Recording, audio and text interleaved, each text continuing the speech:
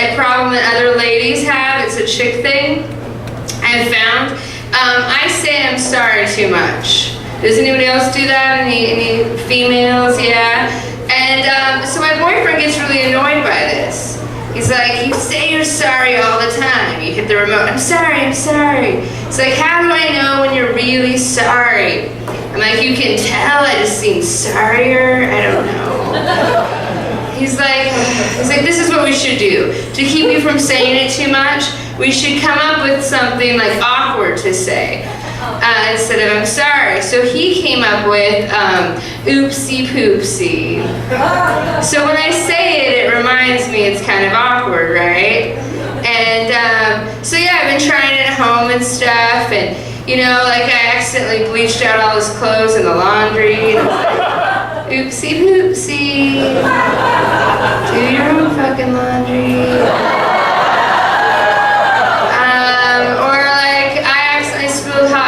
In his lap, oopsie boopsie.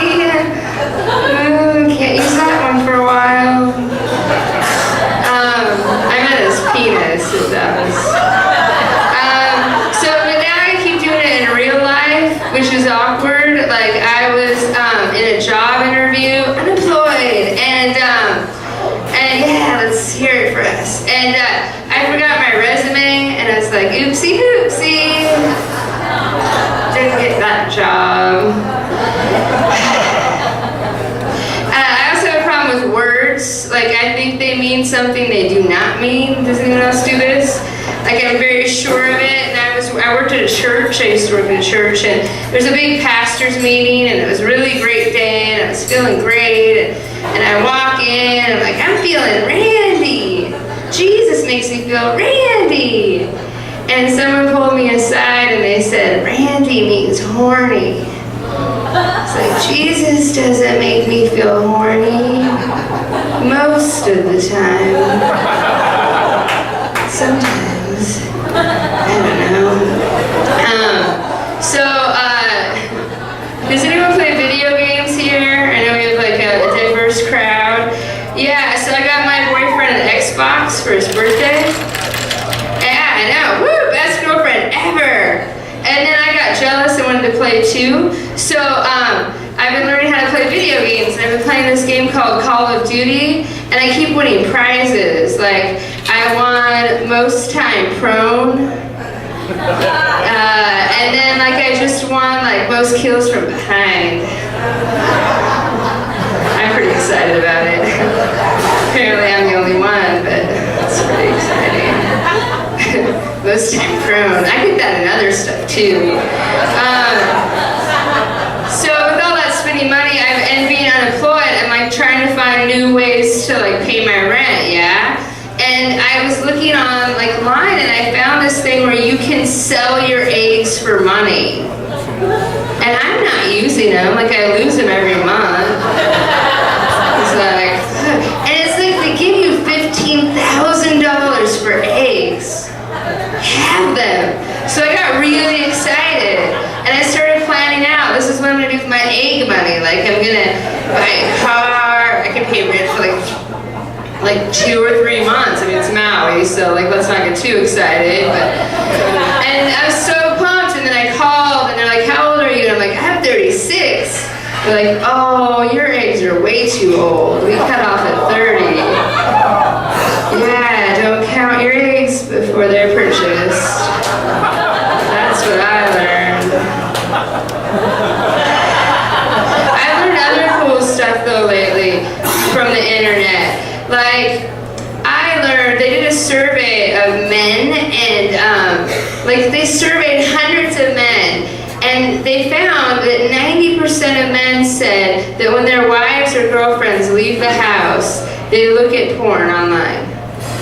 I know, right? 9 out of 10 men. What that says to me is 10% of men are liars. Like 1 out of every 10 men is lying. That's what that says.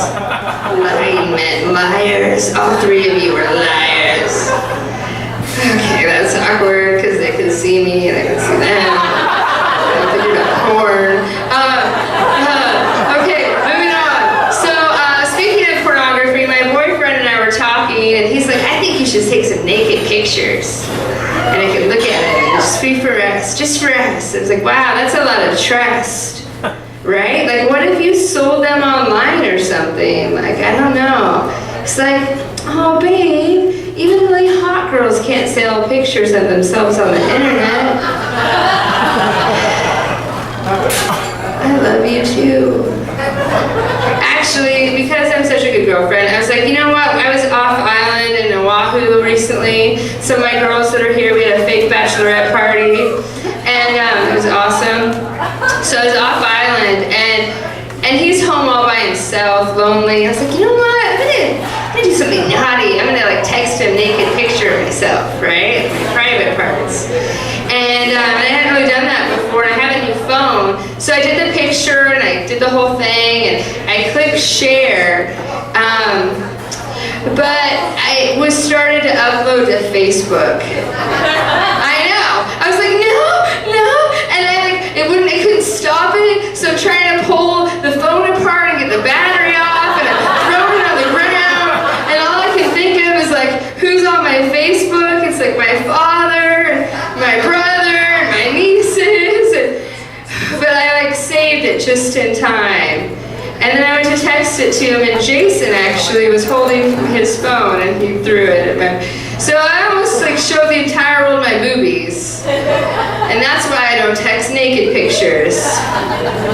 Speaking of texting naked pictures, like, I remember back in the day, like at the beginning of texting, and you'd be like, your boyfriend would be somewhere else, and he'd be like, text me something sexy. What are you wearing? And you're like, I'm wearing lingerie. And what are you doing? And I'm rubbing one out. Yeah, I was like, when I'm like at home, like in my sweats, watching When Harry Met Sally, like, and then so like, you know, whatever. But then now it's like, they want proof because of the picture phone, and there's video, and they're like, send me a picture, send me a video. I'm like, fuck, now I have to put makeup on, and I don't even know if I have any black lingerie at all.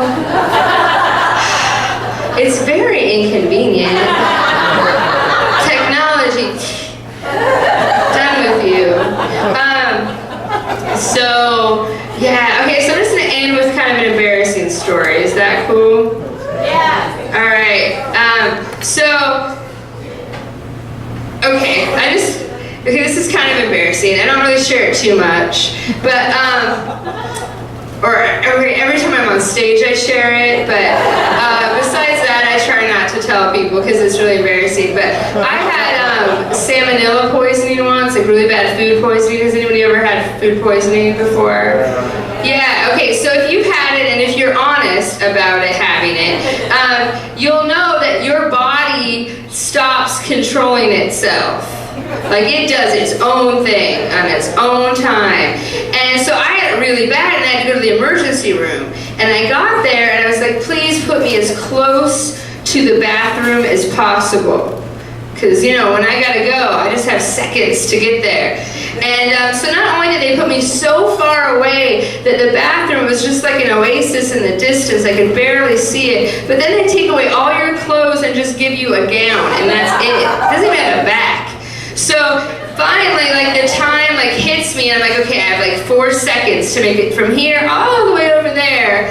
And I like grab my gown behind me, and I'm like gonna run forward as fast as I can, and I'm almost there. I'm like, I can almost do it. And then I see this sweet, like innocent child like playing in front of the bathroom, and I'm like, if I go around him, I'm not gonna make it. But that's okay, because I used to do ballet, so I was like, I can do this. So I'm like, I got some momentum, so I was like, I'm just gonna sail over him.